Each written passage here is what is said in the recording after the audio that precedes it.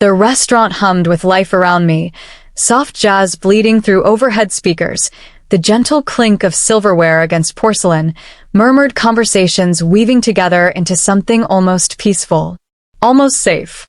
I sat there in my emerald dress, the one Marcus had bought me last Christmas, the one he said made my eyes look like forest pools. I wanted to believe tonight would be different somehow, that this dinner would fix the hairline fractures spreading through our marriage like spider webs across glass. Marcus leaned forward, his cologne wrapping around me, sandalwood and something sharper, something I couldn't quite name anymore. He pressed his lips against my cheek, but the kiss felt distant, performative, like an actor hitting his mark without feeling the scene. "Just a minute, babe," he murmured against my skin, his breath warm but his words cold. "Don't start without me." I watched him stand, smoothing his navy blazer with careful precision. His phone was already in his hand before he'd fully risen from his chair. He moved through the restaurant slowly, deliberately, his shoulders rolling back in that confident way he'd always carried himself. But something felt wrong tonight. Something felt rehearsed. The wine glass sat before me, ruby red and gleaming under the amber lighting. Marcus had ordered it specifically, a Merlot from some vineyard I'd never heard of. He'd smiled when the waiter poured it, that charming half-smile that used to make my stomach flip. Now it just made my chest tighten. I reached for the glass, my fingers hovering just above the stem. Then everything stopped. A hand shot out from behind me, wrapping around my wrist with surprising strength, not painful, but urgent, desperate, like someone grabbing a child seconds before they step into traffic. My breath caught hard. My heart slammed against my ribs. I twisted in my seat, confusion flooding my veins. An elderly woman sat at the table directly behind mine, her silver hair pulled back into a neat bun, her face lined with decades of living. But her eyes, God, her eyes, they burned with something fierce and terrified and knowing. She leaned forward, close enough that I could smell lavender and mint on her breath. Her voice came out barely above a whisper, each word deliberate, each syllable weighted with urgency. "Don't drink that," she said, her fingers still wrapped around my wrist. "I saw your husband drop something in it." Her words sliced through the warm air like a blade dipped in ice. Time fractured around me.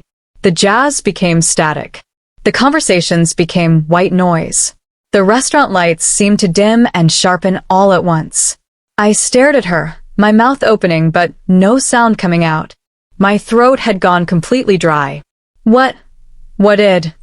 I tried to speak, but my voice cracked, splintered into something barely recognizable. The woman's grip tightened just slightly. Her eyes darted toward where Marcus had disappeared, then back to me. Fear rippled across her weathered features, genuine, bone-deep fear.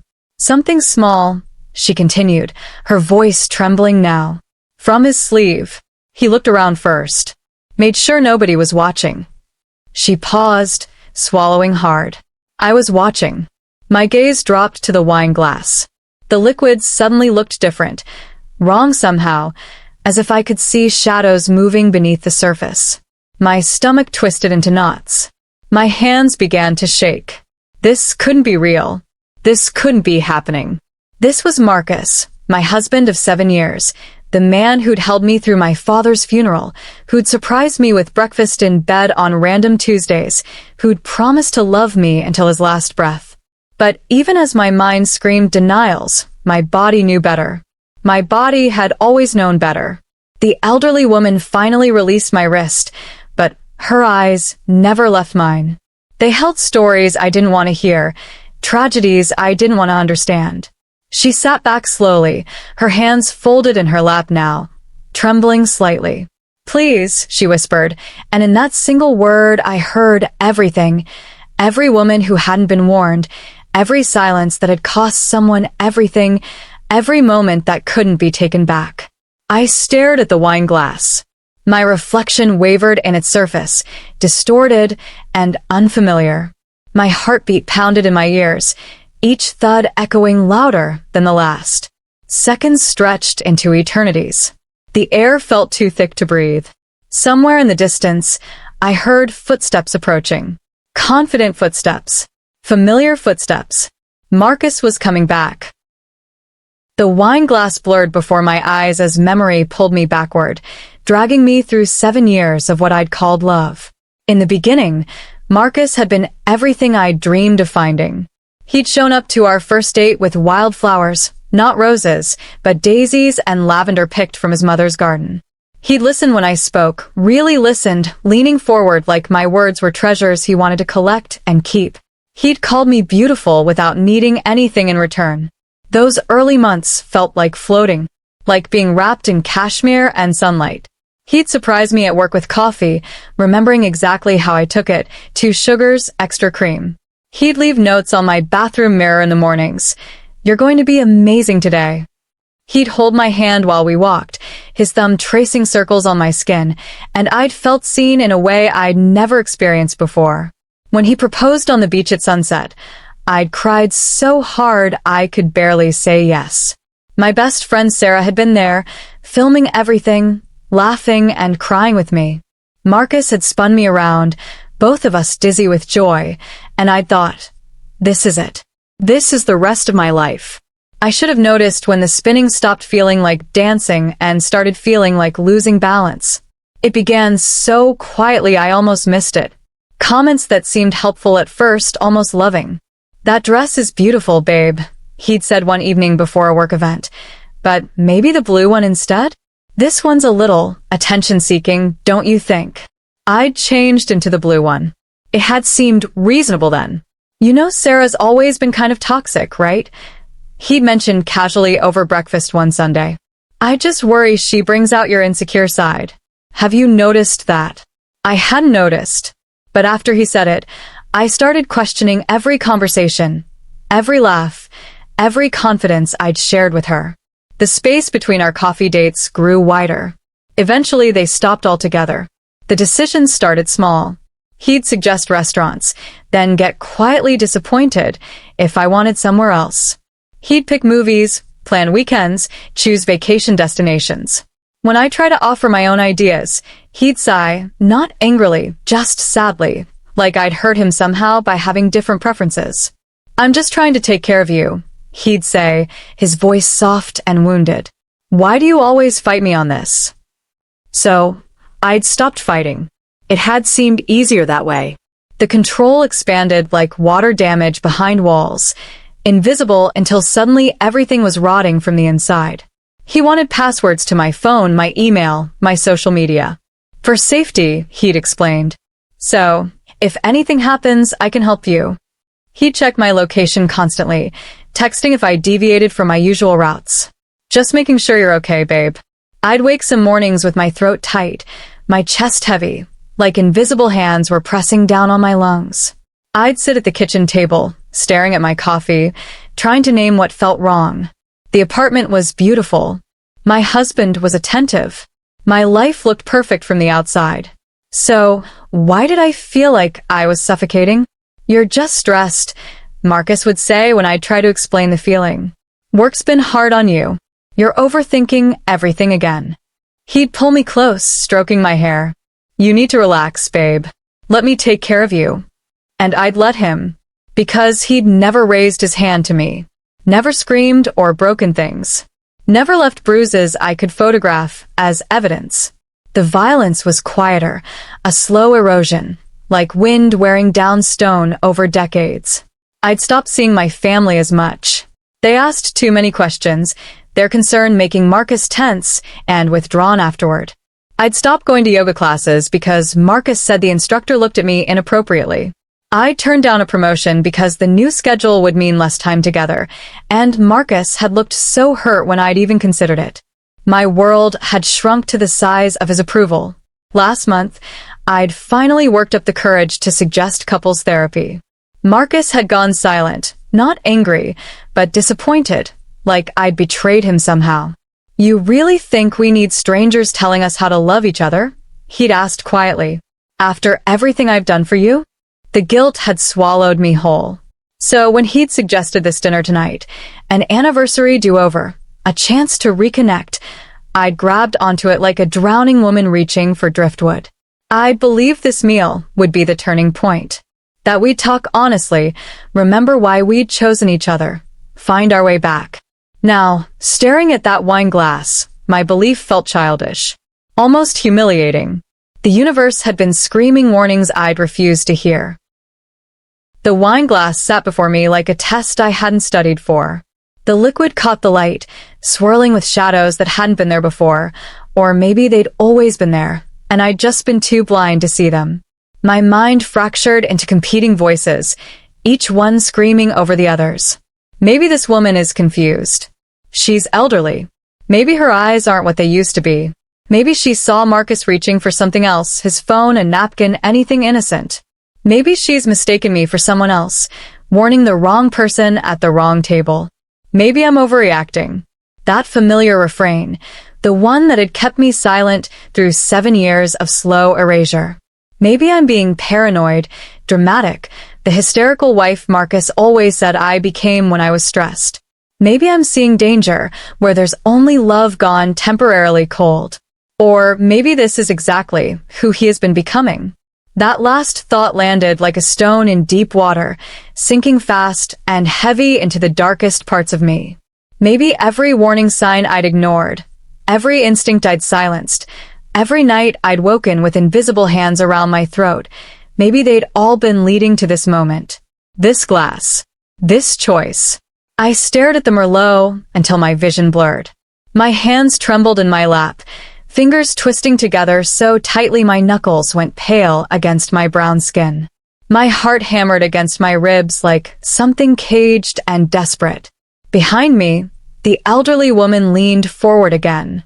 I could feel her presence like heat from a fire, urgent, insistent, impossible to ignore. Her voice came low and fierce, each word deliberate. "Don't touch it," she repeated, and this time her tone left no room for doubt. "Please, child, don't touch it." I turned slightly, just enough to meet her eyes. They were a faded brown, clouded slightly with age, but burning with something ancient and knowing. Something that had seen too much and couldn't stay silent anymore. Her dark skin was creased with worry lines that seemed to deepen as she looked at me, and her hands, thin and spotted with age, gripped the edge of her table like she was holding herself back from reaching for me again. My voice came out broken, barely functioning, each word scraping against my throat like glass. What did you see?" I managed finally, hating how small I sounded. "Please tell me." The woman glanced toward the direction Marcus had gone, then back to me. Her jaw tightened. She leaned even closer, close enough that I could see the silver roots beneath her carefully maintained hair, the way her lipstick had feathered slightly into the lines around her mouth. "Something small," she said, her voice trembling now with barely contained urgency. "From his sleeve. A little packet or vial, I couldn't quite tell. But he palmed it carefully, smooth, like he'd practiced the motion before." She swallowed hard. "He looked around first, baby. Made sure nobody was watching. Checked over both shoulders." Her eyes glistened. I was watching. Fear bloomed in my chest like poisoned flowers, beautiful and deadly, spreading their roots into every corner of my body. My lungs constricted. My stomach dropped. The restaurant's ambient noise became a roar in my ears, overwhelming and distant all at once. He looked around first. That detail gutted me more than anything else. The premeditation of it. The calculation. This wasn't a spontaneous decision, some moment of temporary insanity. This was planned. Practiced. Rehearsed.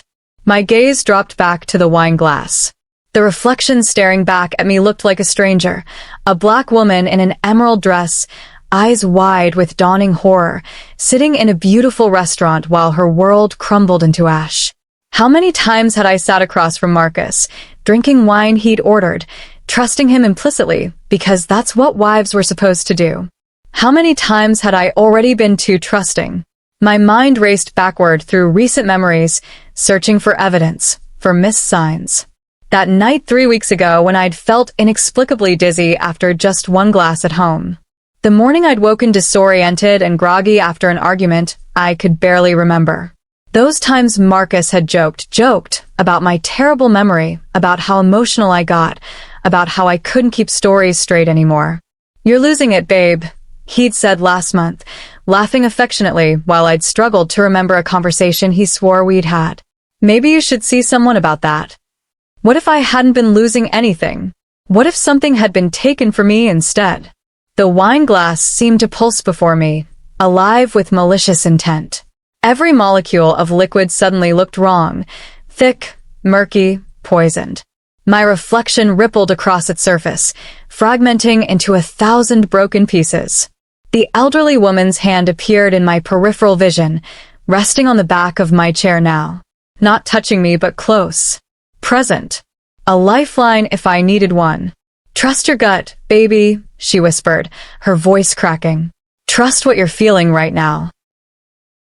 The footsteps grew louder, closer, each measured step echoing through the chaos in my head. I felt Marcus before I saw him. That familiar presence I'd once found comforting now felt suffocating, like storm clouds rolling in to block out the sun. He appeared at the table's edge, his smile too wide, too bright, stretching across his handsome face like something painted on. His dark skin glowed under the restaurant's amber lighting, his teeth a flash of white that should have been warm but instead felt predatory. Everything about him looked exactly as it always had. The sharp line of his jaw, the careful fade of his haircut, the expensive watch glinting on his wrist. But now I saw him differently. Now I saw the performance. "Sorry about that," he said smoothly, sliding back into his chair with practiced grace. His eyes found mine immediately, scanning my face with an intensity that made my skin crawl. "Work call. You know how it is." I nodded mutely, not trusting my voice. My hands remained twisted in my lap, hidden beneath the table where he couldn't see them shaking. His gaze dropped to the wine glass, still sitting untouched exactly where he'd left it. Something flickered across his features, so quick I might have imagined it. Annoyance? Concern? Calculation? "You haven't started," he observed, his tone light but somehow weighted. He reached across the table, his fingers wrapping around the stem of my glass with deliberate gentleness. He pushed it toward me, the base sliding across the white tablecloth with a soft whisper. "Come on, babe. This is supposed to be our night." The glass stopped inches from my hand. I stared at it, paralyzed. Behind me, I could feel the elderly woman's presence like a guardian angel, silent but fierce, her urgency radiating through the air between us. Marcus tilted his head, his expression shifting into concern, the kind of concern that had always worked on me before, that had always made me question my own perceptions, my own reality. "You okay, babe?" he asked softly, reaching across to touch my hand. His skin was warm against mine, familiar, and yet I had to fight the urge to flinch away. "You look pale. You feeling all right?" His thumb traced circles on my knuckles, that same soothing gesture he'd used 1,000 times before. But now it felt like a trap closing, like gentle hands wrapping around my throat. I felt like a mouse pretending not to see the cat's claws, frozen, playing dead, hoping stillness would somehow save me. My heart thundered so loudly I was certain he could hear it, certain the entire restaurant could hear it pounding against my ribs like fists on a locked door. "I'm fine," I managed, my voice coming out thin and unconvincing. Just a little lightheaded suddenly. "Then drink," Marcus said, and his smile widened again, though it never quite reached his eyes. Something behind those familiar brown eyes felt foreign now, distant, like looking at a stranger wearing my husband's face. "The wine will help. It's a good year," I asked the sommelier specifically. He lifted his own glass, taking a long, deliberate sip, his eyes never leaving mine. The gesture felt like a challenge, like proof. "See?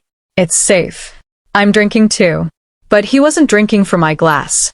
"Come on, we're celebrating tonight," he continued, and now his tone shifted, still gentle on the surface, but with an edge underneath, a pressure building like steam in a closed kettle. 7 years together. That's worth toasting to, don't you think? "Drink, babe." There it was. The command wrapped in affection. The control disguised as care. My hand moved toward the glass almost automatically, muscle memory overriding conscious thought. 7 years of compliance, of keeping the peace, of not making waves.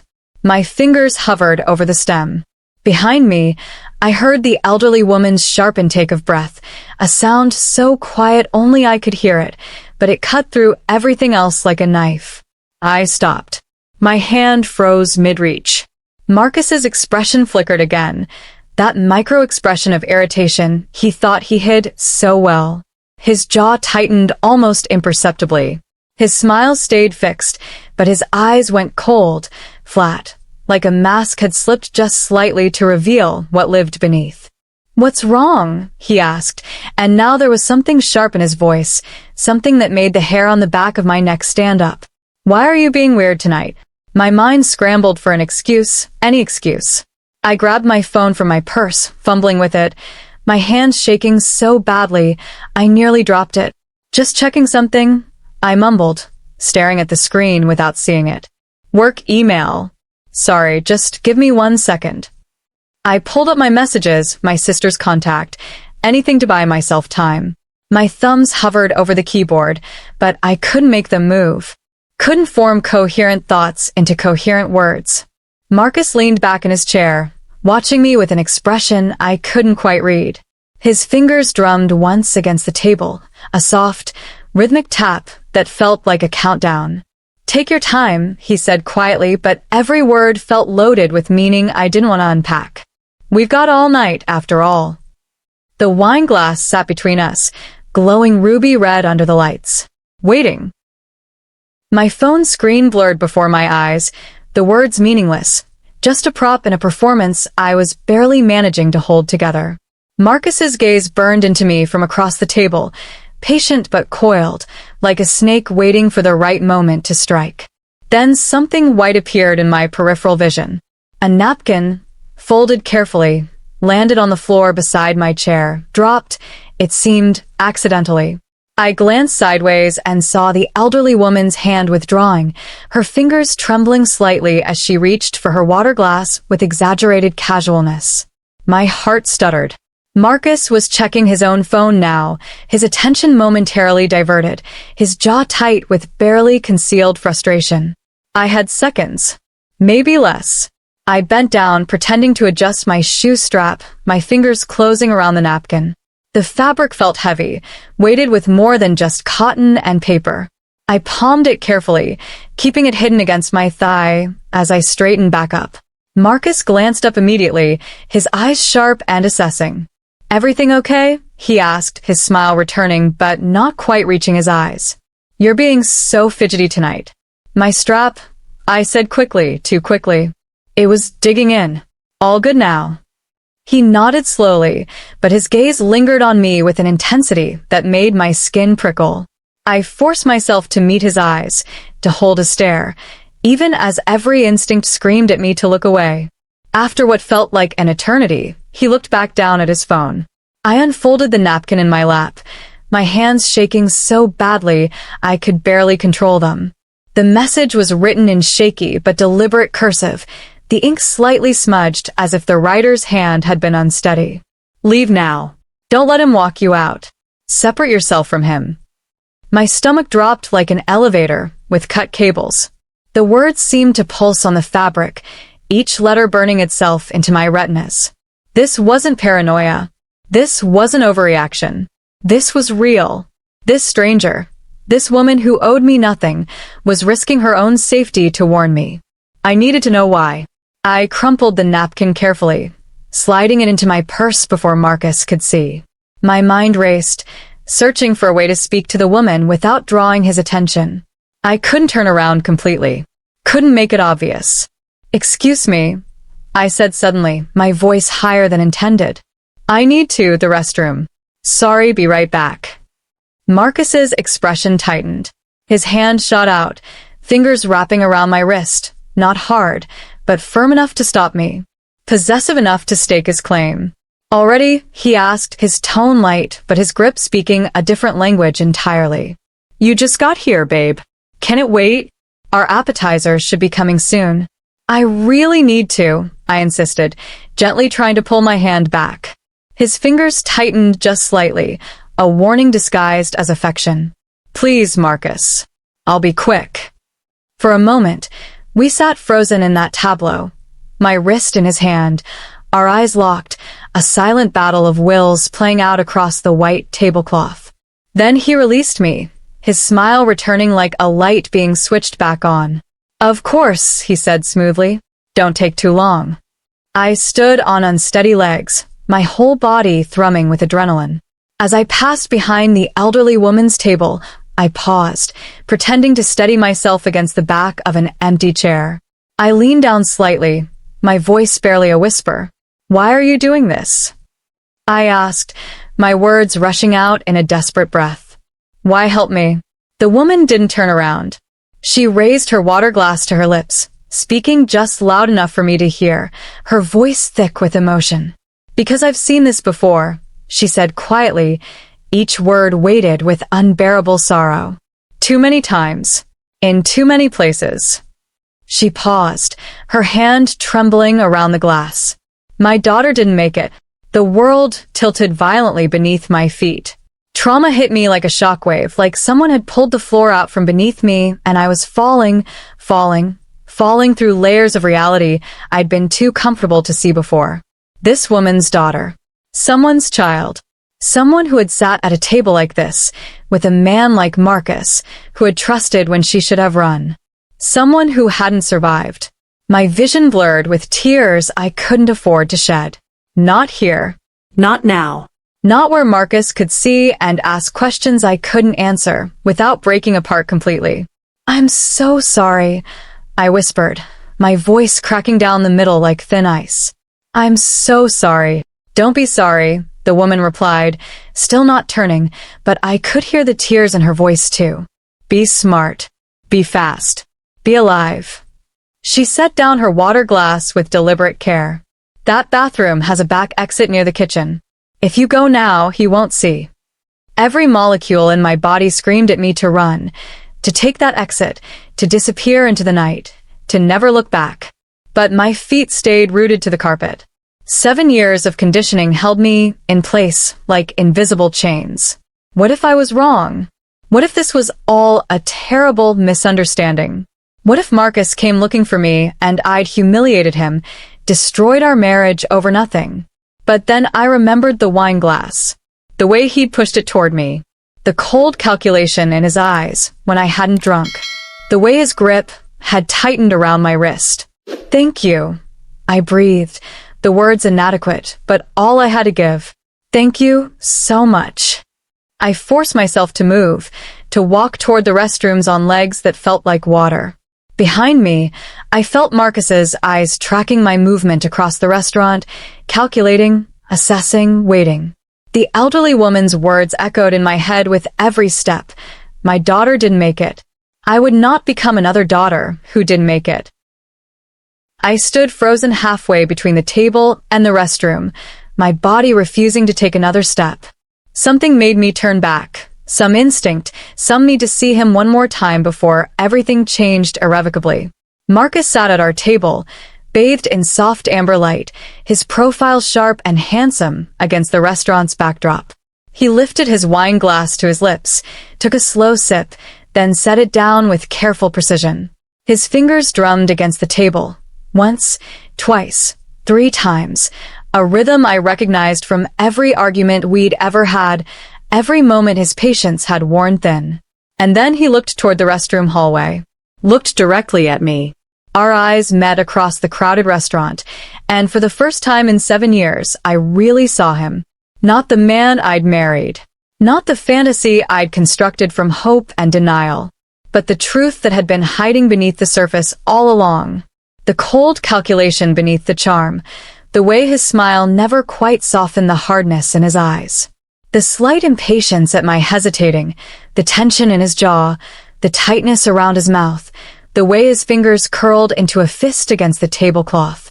The possessiveness masked as affection, the monitoring, the controlling, the slow suffocation he'd called protection. I saw him, really saw him.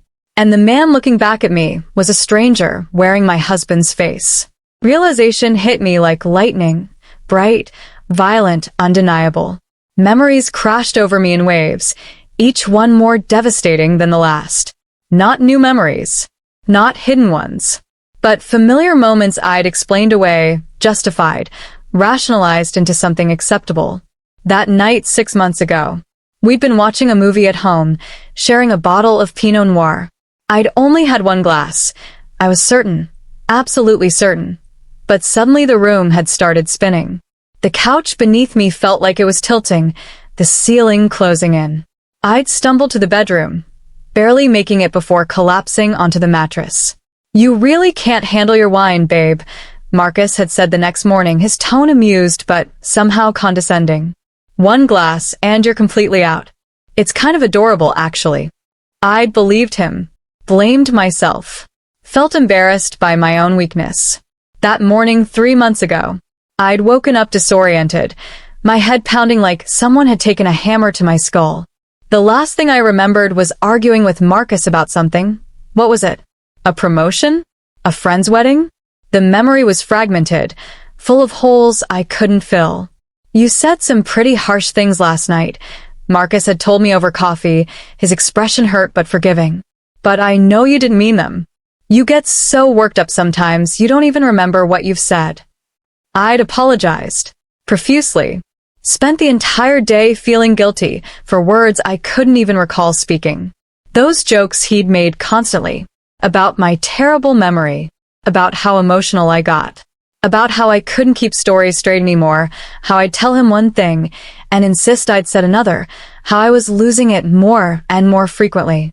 "Maybe you should see someone about that," he'd suggested last month, his voice dripping with concern. "Memory problems at your age aren't normal, babe. Could be stress. Could be something worse." He'd made me doubt my own mind, my own perceptions, my own reality. And I'd let him.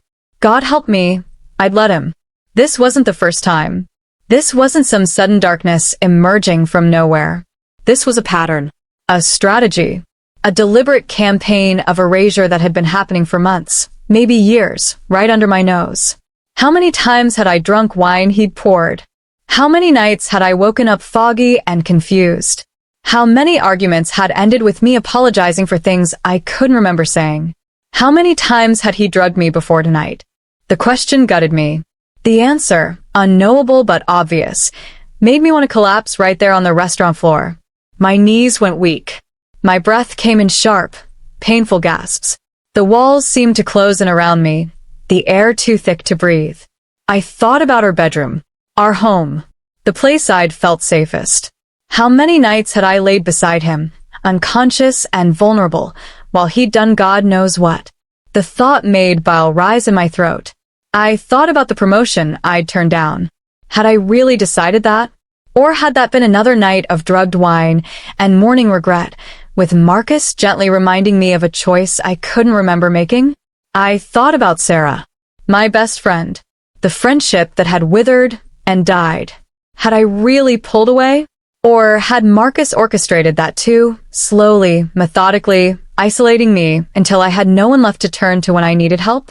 Every memory recalibrated. Every moment reorganized itself into a new, horrifying pattern. The man I trusted with my life had been slowly, methodically destroying it, erasing me, taking pieces of my autonomy, my memory, myself, until I didn't know what was real anymore. And tonight was supposed to be the endgame. Whatever he'd put in that wine, it wasn't just another night of convenient amnesia. The elderly woman's urgency told me that. Her daughter's death confirmed it. Tonight, Marcus had planned something final. Marcus was still watching me from the table, his expression unreadable from this distance. He raised his hand slightly, gesturing toward the restroom. "Hurry up," the gesture said. "Come back to me." But I couldn't. I wouldn't. Not ever again. The spell broke. The chain shattered. 7 years of denial crumbled into dust, and what emerged from the rubble was pure, clarifying rage mixed with self-preserving terror. I turned away from him, away from the table, the wine glass, the life I'd thought was mine, and walked toward the restroom hallway on legs that grew steadier with every step. Behind me, I didn't look back. The restroom hallway stretched before me like a tunnel, dim and narrow, the sounds of the restaurant fading behind me with each step.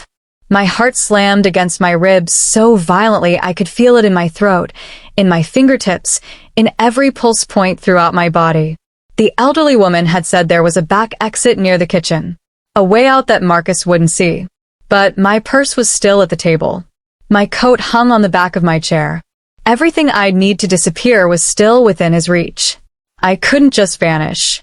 Not yet. Not without raising immediate suspicion that would make him follow, that would make him hunt. I needed a believable exit. Something he couldn't argue with. Something public enough that he couldn't stop me without making a scene. The restroom door swung open under my trembling hand. Inside, the space was mercifully empty, 3 stalls, marble counters, soft lighting that felt too peaceful for the war raging inside my chest. I stumbled to the farthest stall, locked myself inside, and collapsed against the cool metal wall. My phone. I needed my phone. My hands shook so badly, I nearly dropped it twice before managing to pull up my sister's contact. Janelle. My older sister, who'd always been protective, always suspicious of Marcus, always asking questions I'd brushed off as interference. Janelle had been right about everything. I typed with fumbling fingers, each letter taking monumental effort. Call me now. Emergency. Pretend something happened. I need excuse to leave. Please. I hit send and waited, my breath coming in short, sharp gasps that echoed in the stall's confined space. Seconds stretched into eternities. My phone screen glowed in my hands, the only light in a darkness that felt like it was swallowing me whole. 30 seconds. 45. A full minute. Then my phone exploded with sound. Janelle's ringtone, loud and jarring in the quiet bathroom. My hands fumbled with the screen, nearly declining the call before I managed to answer. Oh my God, I said loudly, my voice projecting toward the bathroom door, performing for an audience that might be listening. Janelle? What's wrong? Slow down, slow down. What's happening? Janelle's voice came through sharp with genuine alarm. Your text, what emergency? Are you okay? It's Dad? I said, not quite a question, my voice rising with manufactured panic. When did this happen? Is he at the hospital? Janelle caught on immediately, her voice shifting to match my energy. Yes, she said firmly, following my lead. Yes, it's Dad. You need to come now. Right now, do you understand me? I'm coming, I said, and the tremor in my voice wasn't acting anymore. I'm leaving right now. Text me which hospital. I'm on my way. I hung up before Janelle could ask more questions, before I could break down completely. My father was fine, probably at home watching television, completely unaware that his name had just become my lifeline. I emerged from the stall on unsteady legs, catching my reflection in the mirror. The woman staring back looked haunted, eyes too wide, skin ashen beneath my brown complexion, emerald dress that now felt like a costume from someone else's life. I smoothed down my dress with shaking hands, wiped under my eyes where tears had started to gather, and forced my expression into something resembling controlled urgency. A daughter worried about her father, not a wife fleeing her husband. The walk back to the dining room felt like walking to my own execution. Every step measured, every breath controlled. My phone clutched in my hand like a weapon. Marcus saw me coming, his posture straightening, his eyes tracking my approach with predatory focus. He started to stand, his movements fluid and controlled. Babe, you were gone so, he began, but I cut him off. It's my father, I said, my voice tight and high with urgency that wasn't entirely manufactured. That was Janelle. He's had some kind of episode. They're taking him to the hospital now. Marcus's expression shifted through several emotions too quickly to track. Surprise, concern, something that looked almost like frustration before settling into appropriate worry. What kind of episode? He asked, reaching for my arm. Is he okay? Should I come with you? The touch of his hand on my skin made every nerve-ending scream. I pulled back gently, already moving, already gathering my purse from my chair. I don't know yet, I said quickly, too quickly, words tumbling over each other. Janelle's texting me the details now. I need to go. I need to go right now. Wait, let me get the check, Marcus said, signaling for the waiter. I'll drive you. You're too upset to drive safely. Terror spiked through me, sharp and ice cold. Him in a car with me. Him knowing where I was going. Him controlling my escape route. There's no time, I insisted, backing toward the exit. I can't wait. Please, Marcus. I'll call you from the hospital.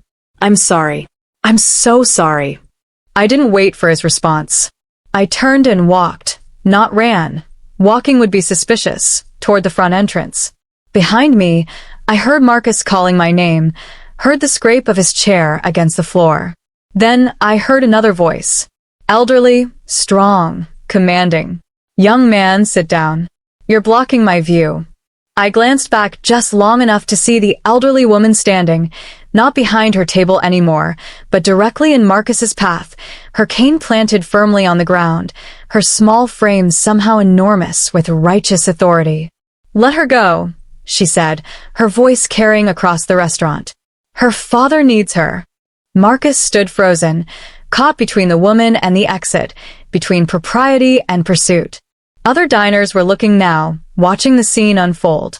He couldn't make a scene, couldn't reveal what he really was in front of all these witnesses. His eyes found mine across the crowded space, cold, furious, calculating. A promise and a threat wrapped into one look. Then he smiled, that charming, easy smile, and sat back down. I burst through the restaurant doors into the cool night air, my phone already ringing again, Janelle calling back, her voice frantic, demanding answers. Keep talking, I told her, my voice breaking as I stumbled toward my car. Just keep talking. Don't let me stop moving. I drove for 20 minutes before I realized I had no destination.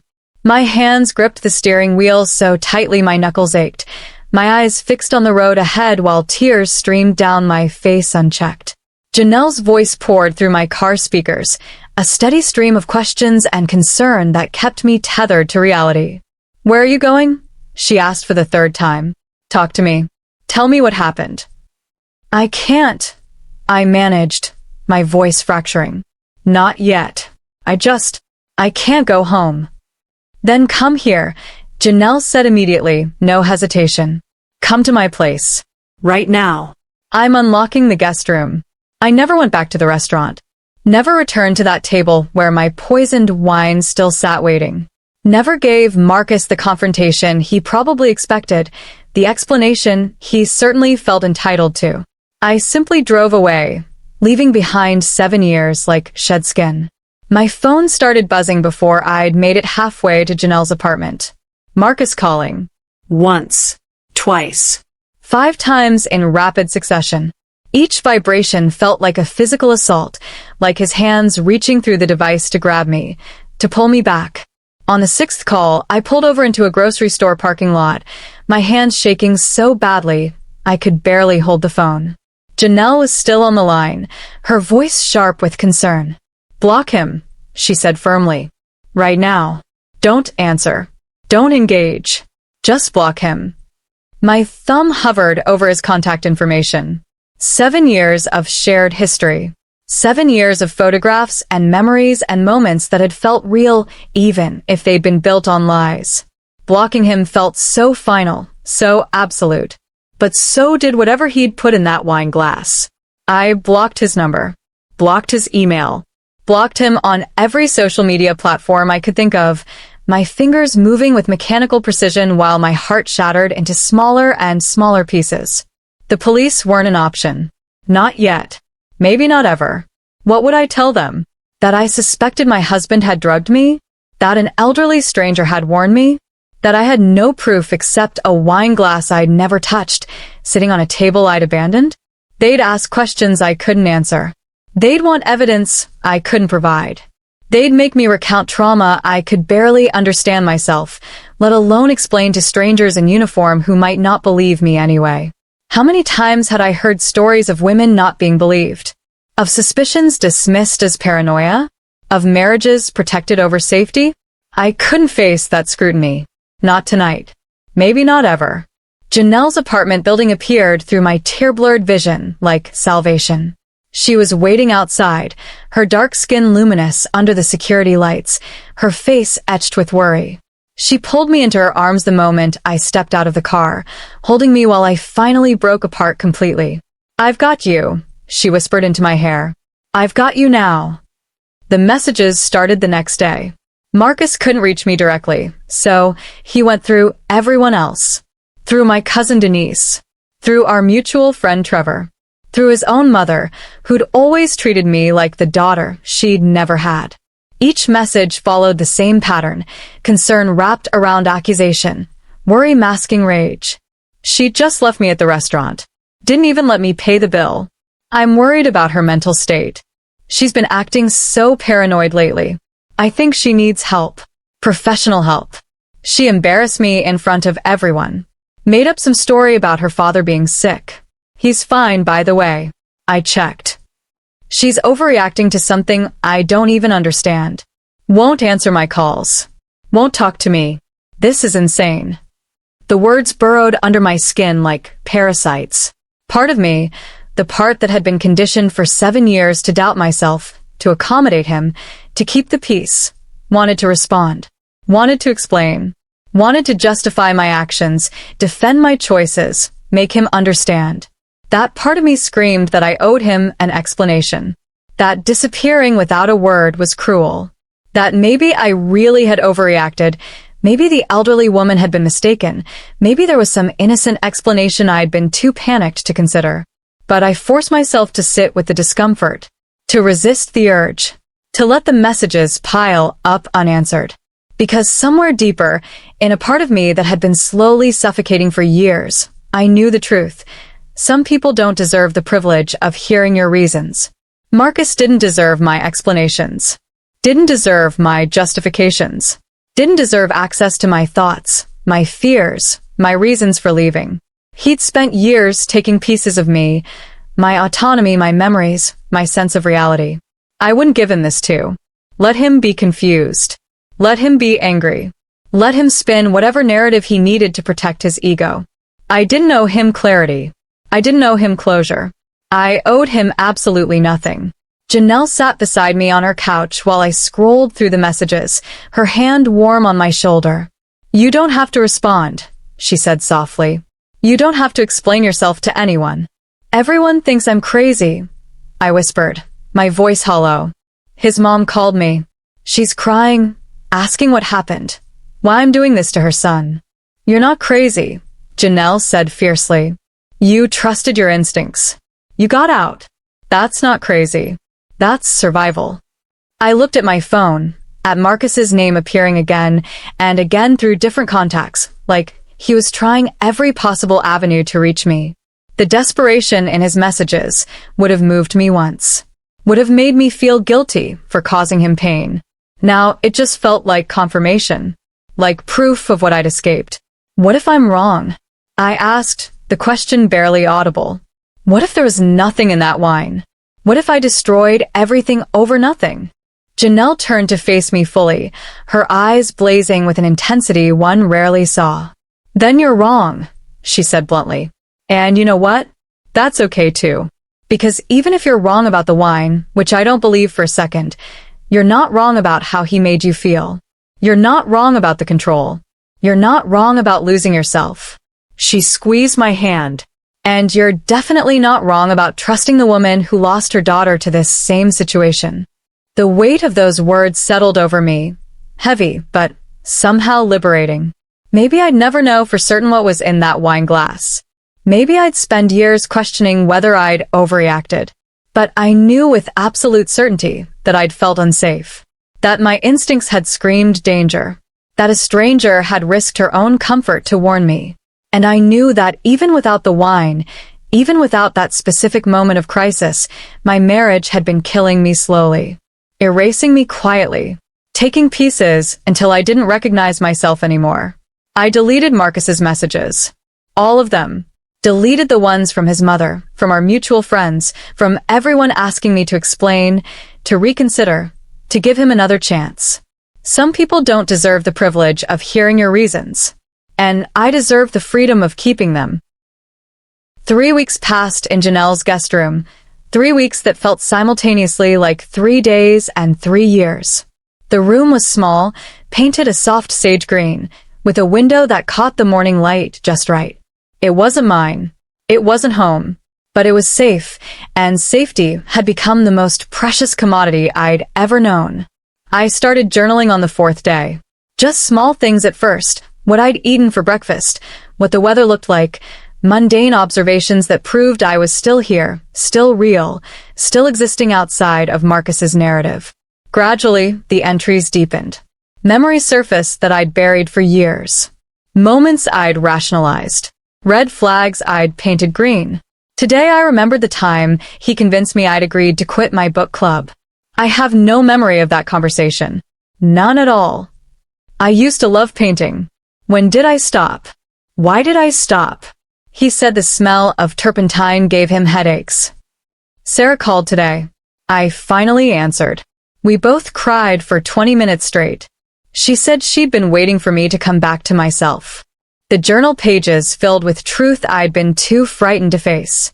Each entry felt like reclaiming stolen territory, like pulling pieces of myself back from the void where I'd lost them. Janelle never pushed, never demanded explanations or timelines. She just existed beside me, making extra coffee in the mornings, leaving chocolate on my pillow at night, sitting in comfortable silence while I piece myself back together. Take your time, she'd say whenever I apologized for imposing. You're not a burden. You're my sister. And you're exactly where you need to be. On the 19th day, I worked up the courage to do something I'd been putting off. Something that felt both terrifying and essential. I found the elderly woman from the restaurant. It took some detective work, calling the restaurant, explaining I needed to thank someone, describing her carefully until a sympathetic hostess remembered seeing her there before. She was a regular, apparently. Mrs. Dorothy Chun. She lived at Riverside Senior Community, just 15 minutes away. The facility was clean and bright, filled with afternoon sunlight and the soft hum of activity. I found Mrs. Chun in the community room, sitting by a window with a book in her lap, though her eyes were distant, fixed on something beyond the glass. She looked smaller than I remembered, frilier. But when she saw me approaching, recognition flared in her dark eyes, followed immediately by relief so profound it made my chest ache. You came, she said simply, her voice thick with emotion. You're alive. You're here. Because of you, I managed, my throat closing around the words. I'm here because of you. Mrs. Chin gestured to the chair beside her, and I sat, our hands finding each other naturally, instinctively. Her skin was papery and warm, her grip surprisingly strong. We sat like that for a long moment, just breathing, just holding on to the miracle of both of us still existing in this world. My daughter's name was Lisa, Mrs. Chin said finally, her gaze returning to the window. She was 32, married 4 years. He seemed so charming, so devoted. Until he wasn't. She paused, her jaw tightening. She drank wine he'd poured. Went to sleep that night. Never woke up. The autopsy found so many things in her system. So many things she'd never have taken willingly. Tears streamed down my face unchecked. For Lisa. For Mrs. Chun. For every woman who hadn't had someone watching, someone brave enough to intervene. I see them sometimes, Mrs. Chun continued softly. Men like him. They have a look. The way they watch their partners. The way they control without seeming to control. And I can't stay silent anymore. I couldn't save Lisa, but maybe... Her voice cracked. Maybe I could save someone else. You did, I whispered fiercely, squeezing her hand. You saved me. You absolutely saved me. Mrs. Chin turned to look at me fully, her eyes glistening with tears that matched my own. You saved yourself, sweetheart, she said gently, firmly, with absolute conviction. I just gave you permission to trust what you already knew. The courage was yours. The choice was yours. That's all that matters. Her words settled into my bones, into the broken places I'd been trying to mend. She was right. The elderly woman had given me information, had provided external validation for instincts I'd been trained to ignore. But the decision to leave, to trust myself, to choose survival over compliance, that had been mine. I'd saved myself. We sat together for another hour, talking about Lisa, about my marriage, about the complicated aftermath of escape. She didn't offer platitudes or easy answers. She just offered presence, understanding, and the hard-won wisdom of someone who'd survived devastating loss. When I finally left, she squeezed my hand one more time. "Healing takes time," she said. "Be patient with yourself."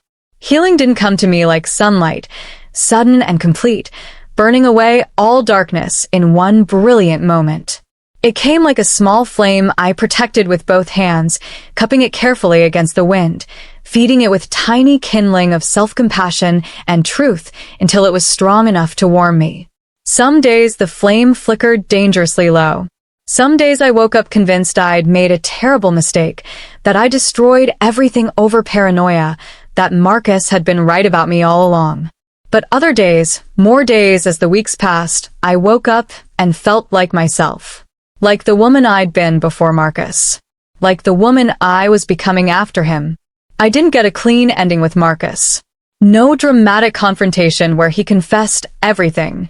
No legal resolution that proved my suspicions beyond doubt. No closure that tied everything into a neat, satisfying bow. What I got instead was myself. My memories, unfiltered by his gaslighting. My instincts, no longer questioned and dismissed. My autonomy, reclaimed one small decision at a time. My life, uncertain and messy and sometimes terrifying, but mine. Completely, unquestionably mine. And God, that was enough. More than enough. It was everything. I still live in Janelle's guest room, though I'm looking at apartments now.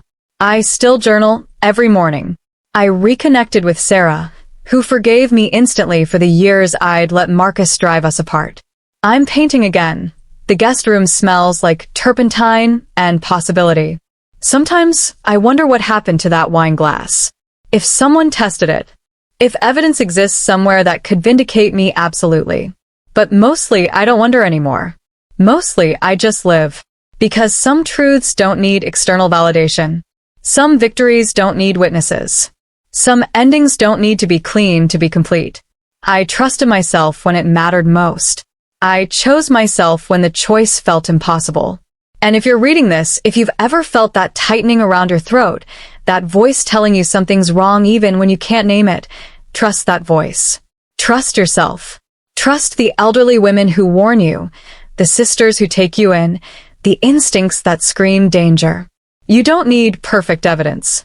You don't need his permission. You don't need closure. You just need to choose yourself. That choice will be enough. I promise you, it will be enough. Did you like my story? If it resonated with you, please leave a comment telling me where you're watching from and what choices you've made in the name of love or survival. I want to know I'm not alone in this complicated, messy, absolutely human experience of trying to be good in a world that doesn't always reward goodness. On the screen, you can see 2 new life stories that I highly recommend. There's so much more on my channel. By the way, don't forget to subscribe. It encourages me to keep bringing more stories like this. See you in the next life story. With love and respect.